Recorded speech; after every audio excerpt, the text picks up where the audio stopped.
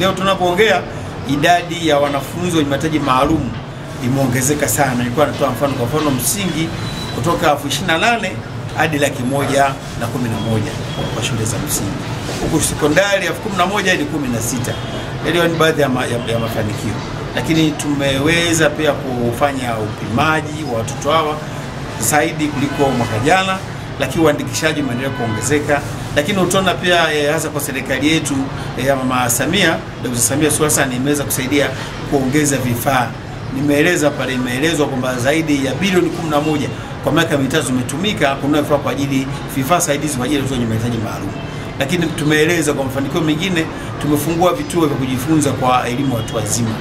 Lakini tuna vituo vya IPOSA, mambo ni mazuri sana. Kwa ndio maana tumeitana tena leo mwaka huu, lengo ni kuboresha zaidi. Ni sahihi kwamba tunahitaji vituo vya utambuzi vya vingi.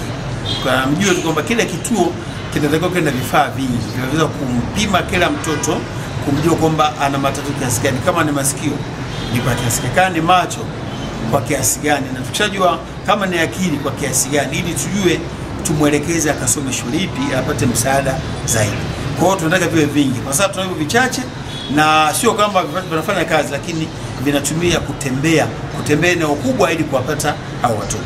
Vikiwa jirani itakuwa rahisi kuwafikia kwa urahisi wazazi, jamii. Na vitu hivyo African kazi peke yake, tunafanya kazi kushirikiana na viongozi wa jamii kijiji na kule kata. Kwa hiyo tuna vihitaji vingi na tutakuwa na kikao na wadau wa elimu maalum ili tuendelee kuhakikisha kwamba vinapatikana vingi zaidi. Kwenye maeneo ya vijijini tumekuwa na changamoto. Na changamoto kwamba elimu kwa jamii, wazazi ilikuwa ndogo. Nyinyi ni mashahidi kwamba hapo awali mzazi mwenye mtoto mlemavu walikuwa hawako tayari kumtoa kumleta shuleni. Kwa hiyo kupitia vikao vyetu kama hivi hamasa, sasa wazazi wengi wanajua au wanajulishwa na waliopata habari. Kwa ndio maana nimetoa takwimu pale kwamba kwa elimu ya msingi tulikuwa 24,000 mwaka 21. Lakini leo katika mwaka 24 takwimu tumefikia 111,000 walio shuleni. Hapo sekondari kutoka 6,000 hadi 11. Kwa haya ni mafanikio ndio kutoka 11 hadi 16,000.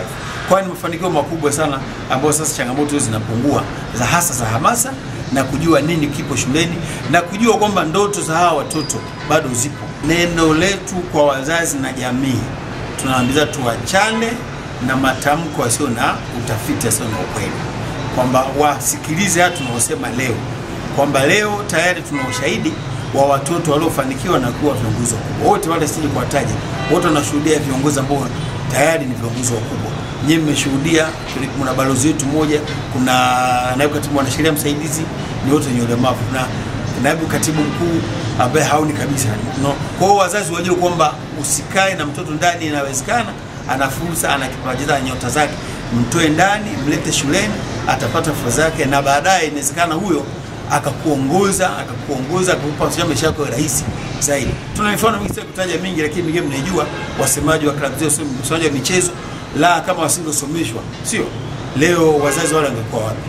Jambo ambalo tunatakiwa kulifahamu ni haki ya kila Mtanzania kupata elimu, awe katika hali gani. Kwa hiyo tunachojifunza hapa ni mbinu za kubainisha wale watoto wenye mahitaji maalum na kuhakikisha wanakwenda shuleni.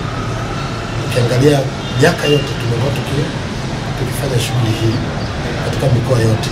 Kwa mfano mkoa wangu wa Kilimanjaro tumekuwa tukifanya kazi hii na ina ufanisi. Watoto wenye mahitaji maalum wamejiunga shuleni, wamekuwa wakifanya vizuri, sio kwa sehemu moja tu, lakini katika mambo mengi. Kwa mfano hata kwenye michezo, kwenye elimu na kwenye michezo wanashiriki vizuri.